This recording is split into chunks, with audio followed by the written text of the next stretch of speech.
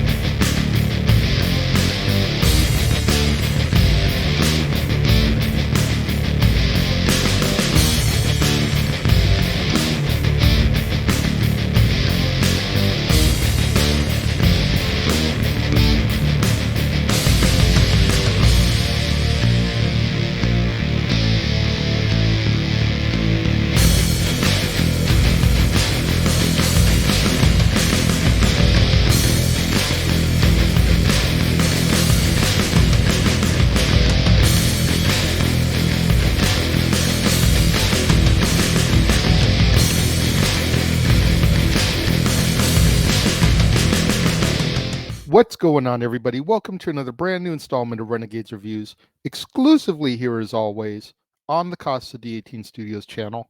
I, of course, am your host, the Renegade J.J. Williams, and we're here today to discuss our next Sandra Bullock film, Practical Magic, starring Sandra Bullock, Nicole Kidman, Stockard Channing, Diane Wiest, Aidan Quinn, and Evan Rachel Wood. What's going on, everybody? Thank you for joining me here once again for another brand new installment of Renegades Reviews. And as I said in the introduction, we're here today to discuss our next Sandra Bullock film, Practical Magic. And our movie opens in a small Massachusetts town where the Owens family have been regarded with the suspicion for over 3 centuries due to their ancestor, Maria Owens, who survived an attempted execution for witchcraft. Heartbroken when the father of her unborn child never returned to her, Maria cast a spell in order to prevent herself from ever falling in love again. Over time, the spell develops into a curse upon all of Maria's descendants that doom any man that an Owens woman loves. Back in the present, Julian and Sally Owens are taken in by their aunts, Frances and Jet, after both of their parents succumb to the Owens curse. Now, as children, Sally and Julian are frequently ridiculed by the town's school children, and after witnessing their aunts cast a spell for a woman obsessed with her beloved, Sally casts a spell on herself in order to ensure that she will only fall in love with a man who possesses certain impossible traits, with the goal that she will actually never fall in love. Meanwhile, Julian, having witnessed the same incident, cannot wait to fall in love. When the girls are teens, Julian elopes with her boyfriend and leaves for Los Angeles. Now, before Julian departs, she and Sally make a blood spell to always be faithful to one another. Julian then spends the next decade moving from relationship to another across the country, while back in Massachusetts, Sally meets and marries a man named Michael. They end up having two young daughters, Kylie and Antonia. After Michael is fatally hit by a truck, Sally and her daughters return to live with the aunts. After the aunts reveal that they secretly cast a love spell on her so that she could marry and be happy, Sally forbids them from teaching her daughters magic. Sally then sinks into depression after Michael's death. Sensing her pain, Julian astrally projects herself to Sally and they spend the night reconnecting. Now, Jillian has become involved with a dangerously obsessive man named Jimmy Angeloff, whom she drugs with belladonna so that she can sleep. Invigorated by Jillian's visit, Sally finds strength and opens the botanical shop that she had originally planned on opening with Michael. Jillian calls home in distress, and Sally takes off to rescue her. Upon finding her sister, Jimmy holds them both hostage in his car, and at Jillian's insistence, Sally puts belladonna into Jimmy's tequila in order to sedate him, but the dosage is inadvertently too strong and kills him instead. Realizing that the belladonna in Jimmy's blood would ruin a self-defense plea, the sisters take his body back to the aunt's house. They resurrect him with a forbidden spell, which causes him to return and attack Jillian.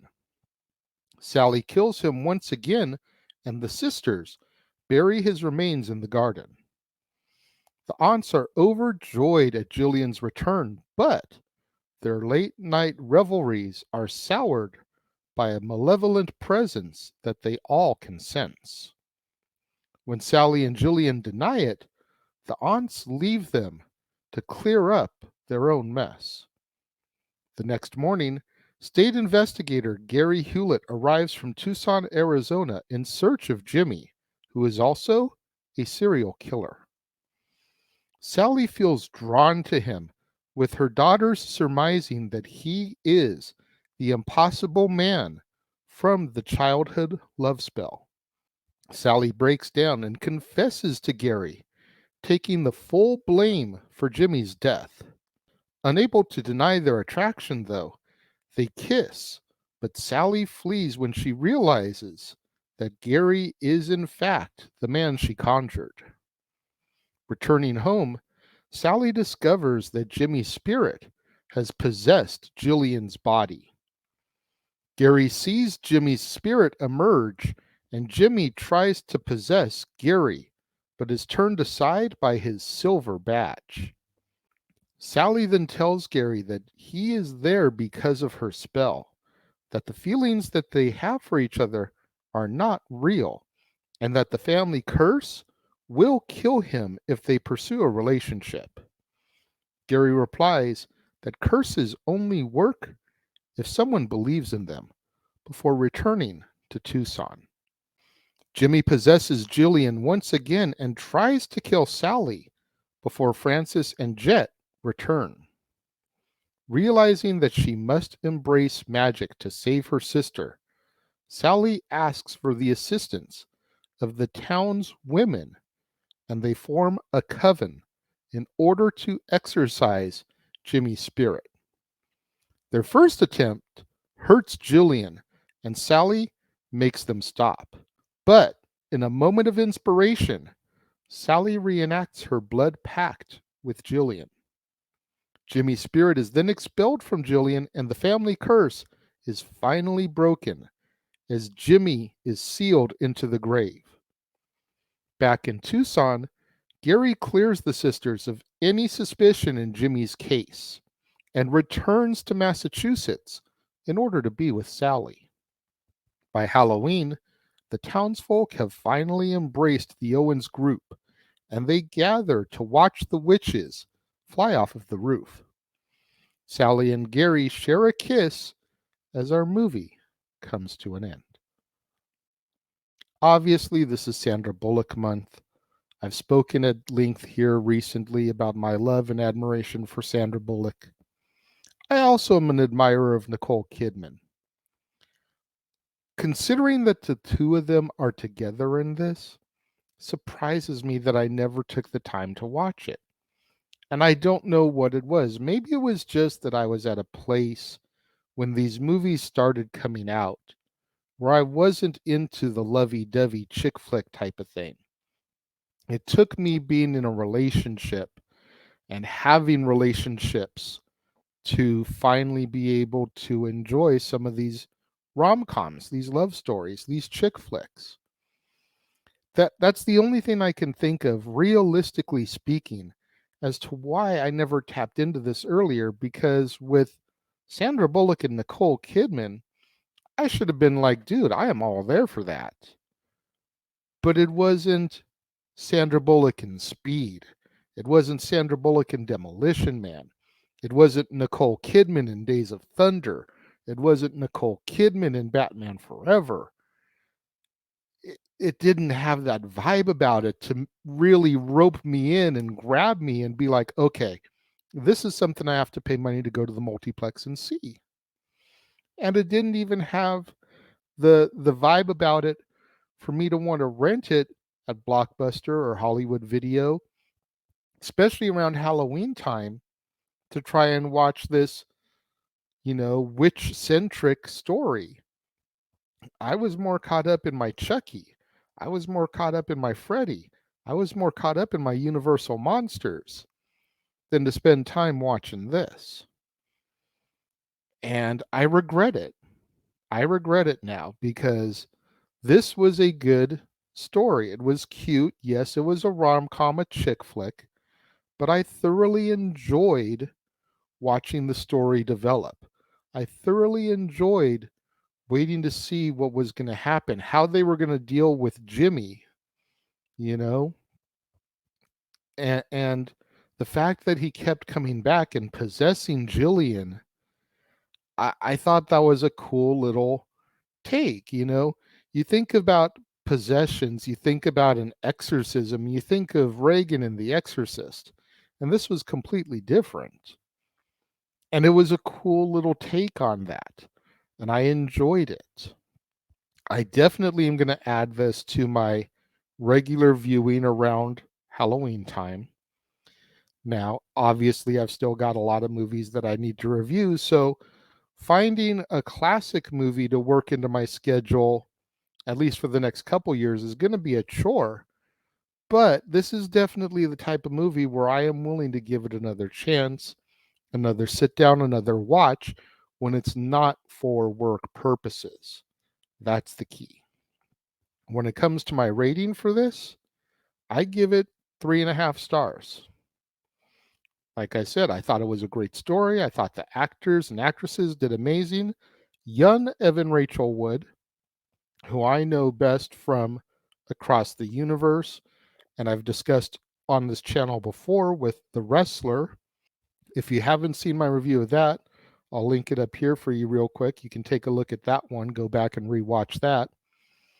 But Evan Rachel Wood is someone that I discovered in her adulthood for those type of movies, and here she is as a teenager, as a youngster, playing one of Sandra Bullock's children.